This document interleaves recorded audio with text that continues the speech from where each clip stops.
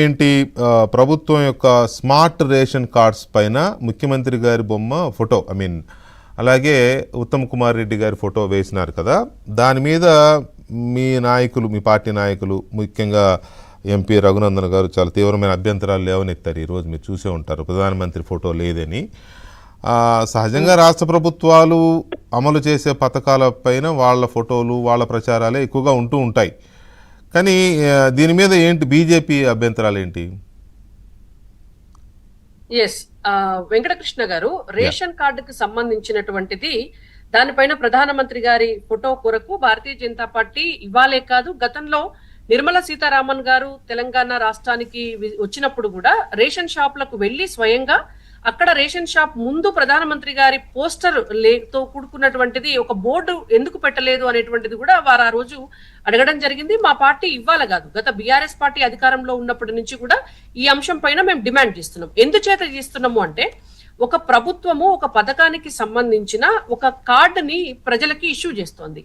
ఒకవేళ ఇది వ్యక్తులకు సంబంధించినటువంటిది కాదు, ప్రజలు ఎన్నుకున్నటువంటి రాష్ట్ర ప్రభుత్వము, కేంద్ర ప్రభుత్వము ఇస్తున్నటువంటిది కాబట్టి ఇది కేవలము వాళ్ళ కుటుంబ సభ్యులతో కూడినటువంటి ఫోటోలతో మాత్రమే మేము ఇస్తాము అంటే ఓకే, అదొక పద్ధతి.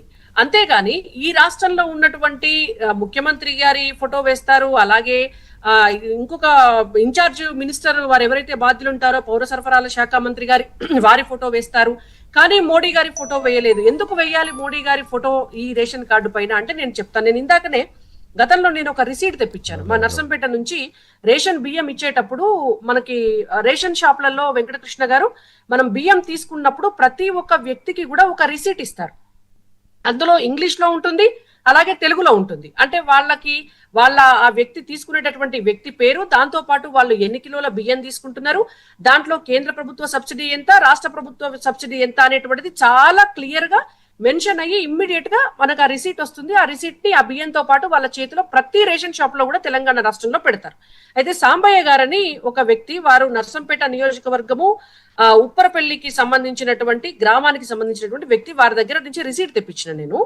వారి కుటుంబంలో 4 ఉన్నారు వెంకటకృష్ణ గారు. ఆ 4కి సంబంధించి తలా 6 కిలోలు 24 కిలోల బియ్యం వస్తాయి.